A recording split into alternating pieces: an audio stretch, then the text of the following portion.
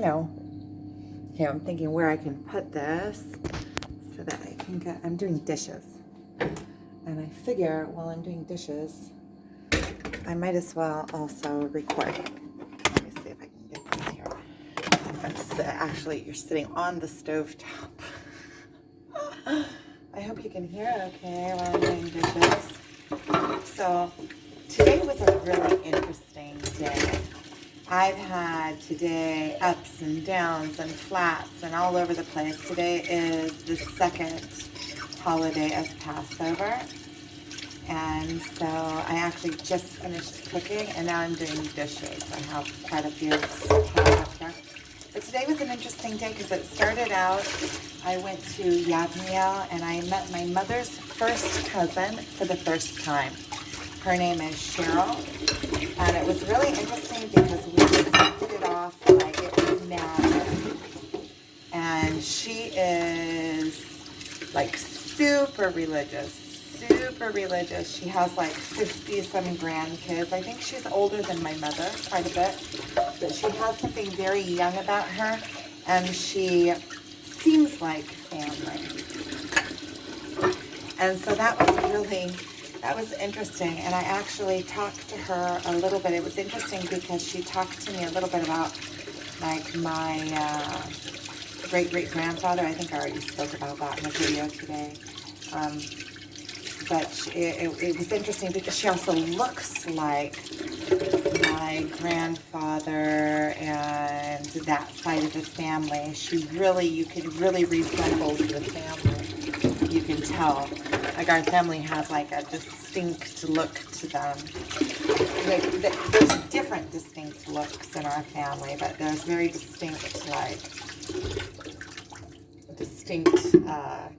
kind of way of looking.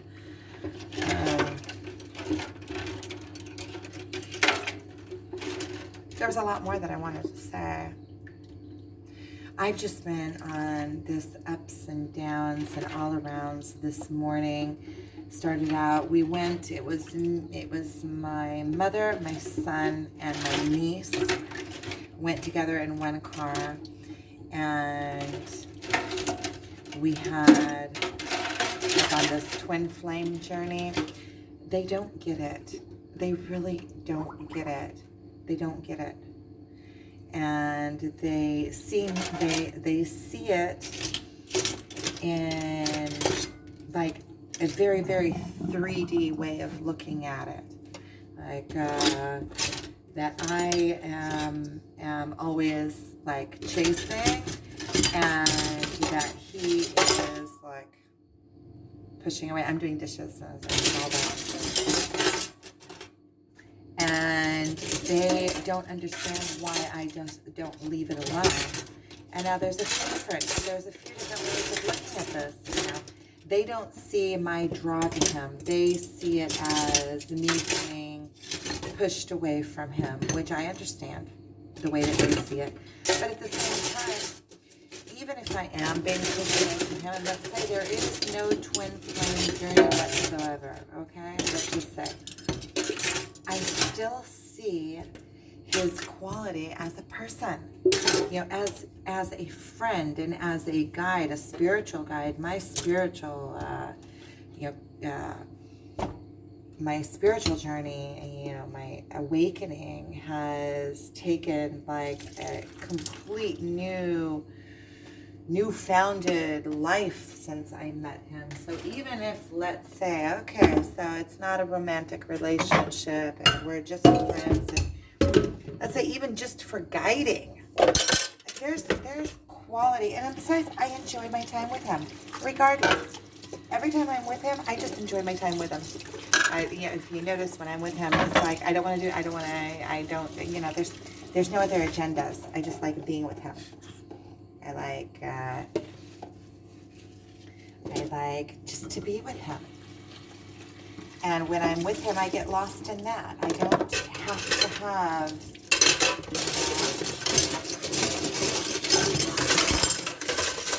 all of the silverware, almost, at least all of the spoons and all of the forks, and all of the knives, and all of the silverware is in the bottom of the sink.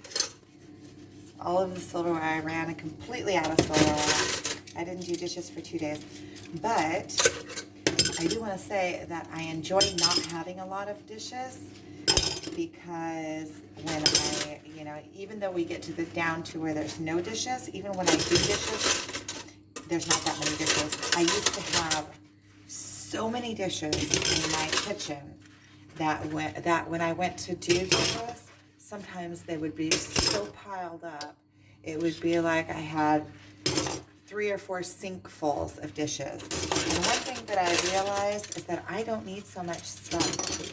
If I have 6 or 7 forks at once, that's enough. That's something I learned from my sister. One time I went over and she had like 4 or 5 plates, and that's all she owned.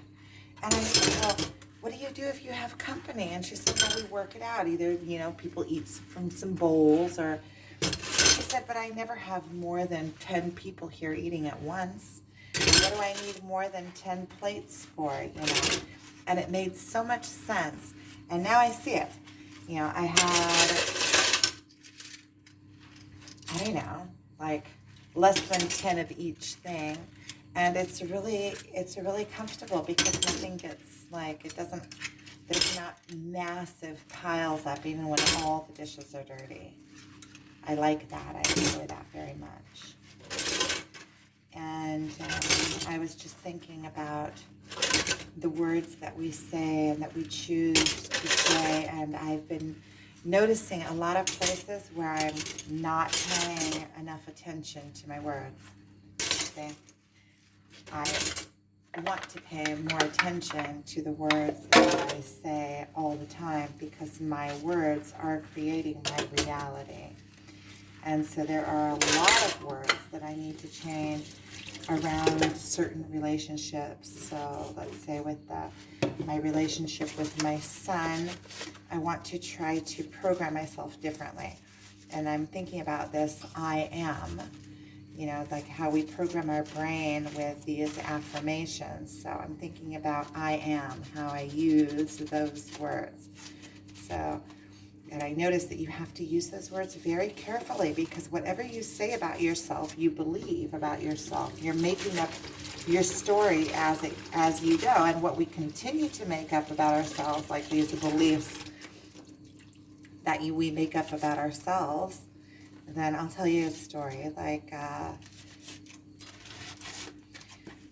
today, I was teaching my son something on the computer, and he said, well, I don't want to tell that story.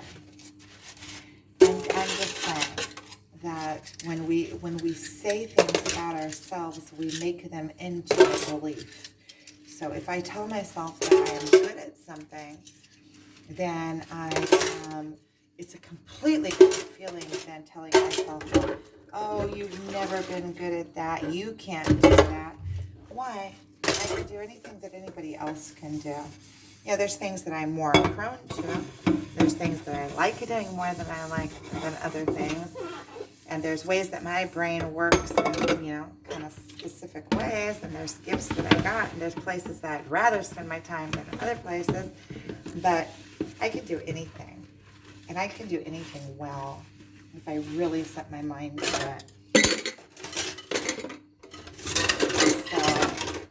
I am working on my own self-talk story, and what I tell myself about myself.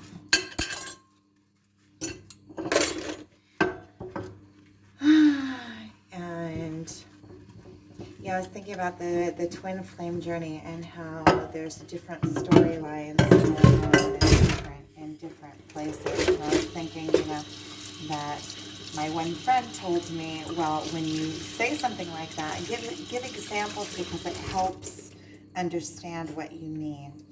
And I was thinking about all these, the stories that are going on the different timelines. They're kind of funky. So it's like, I feel like when I talk about them, first of all, that I feel like it's really personal, like super personal, because these are like subliminal messages that were sent to me, like kind of like, I don't know, like private. And at the same time, also, I can see how far-fetched they seem to somebody that hasn't been living the timeline, right? So I could say this and this happened in the 3D, but on the side, this message was sent, which let me know a different story is going on. But I don't know. It seems also personal. Like that was a private message that was sent to me on the side. And also it seems to me kind of like it just sounds dumb. Which I'm sure that, it's like the seeing signs. It's like we see signs everywhere. And there's signs that are so divine that there is no other way that could show up in your life other than divine guidance or by divinity, like to come purposely and tell you, this is, what's happening, or purposely to encourage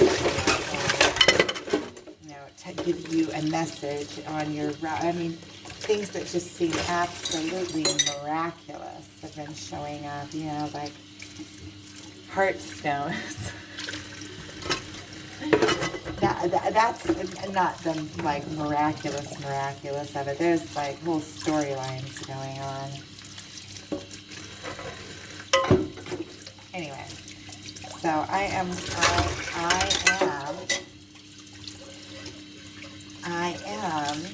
Okay, I'm going to start being very careful with my words. I'm thinking, I was thinking about Vipassana, that when you go and you're completely in silence for like a week. First of all, I understand that it's very, very difficult, especially it's so difficult for me because I just talk all the time. And talking helps me to process things. So I was thinking about Vipassana, and I was thinking how if I did do Vipassana, or somebody, it seems like that would be a good place to start on changing your language, because you stop speaking for a while, and then after about a week you start speaking. It seems like it would be a good place when you start speaking back to really be careful and watch the words that you allow back into your everyday speech. It seems like it would be easier after a stop. I don't know, I've never done Vipassana, and I really don't feel like I have a calling for it. I mean, maybe I will at some point.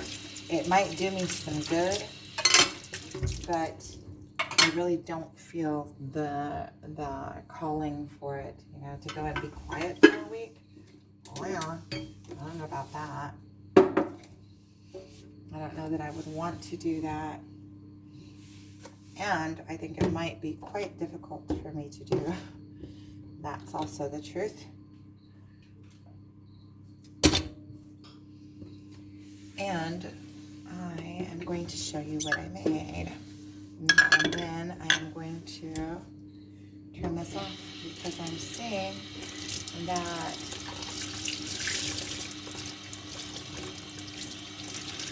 I want to go take a shower and I want to finish this. I'm going to show you what I did.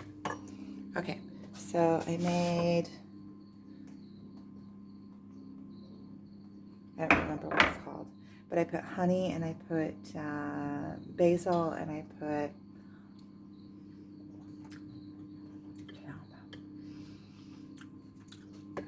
garlic. And then this is just something I did with like the beet leaves that I had.